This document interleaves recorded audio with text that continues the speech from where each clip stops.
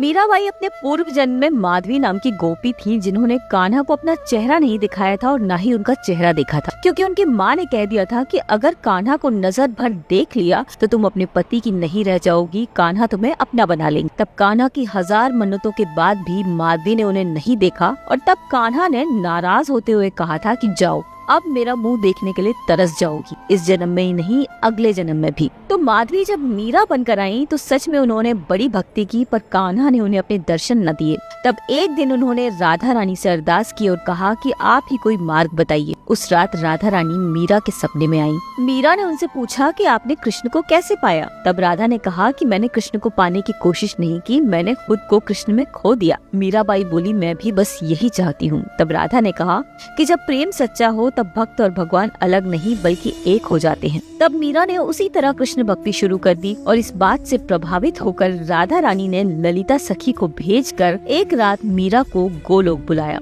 और उन्हें कृष्ण के दर्शन कराए। पर कृष्ण ने उन्हें वापस मृत्युलोक भेज दिया, ये कहकर कि जिस दिन आपका समय आएगा आपको लेने में स्वयं आऊंगा। मीराबाई वापस मृत्युलोक आ गई और अपने जीवन के अंतिम चरण में द्वारका जाकर बस गई। पर एक दिन उनके परिवार यानी मेवाड़ राजघराने के लोग मीराबाई को वापस महल में लाने के लिए वहां गए। तब मीराबाई ने उनसे कहा कि मैं अपने प्रभु से अनुमति ले लूं, फिर आपके साथ चलती। इसके बाद वो द्वारकाधीश मंदिर में गयी और कृष्ण की मूर्ति के सामने भजन गाने लगी। कहते हैं कि वो गाते हुए भक्ति में इतनी डूब गईं कि अचानक मंदिर में एक दिव्य प्रकाश हुआ और जब मंदिर का द्वार खोला गया तो मीराबाई वहाँ नहीं थी। वो कृष्ण की मूर्ति में समा गई थी। उनकी साड़ी का एक हिस्सा मूर्ति में लिपटा हुआ था, जो ये बता रहा था कि कान्हा सच में उन्हें लेने आए थे। तो समझे आप, यानी कान्हा के पास पहुँचाने का रास्ता भी उन्हें राधा रानी ने ही दिया था। तो कहिए राधे राधे।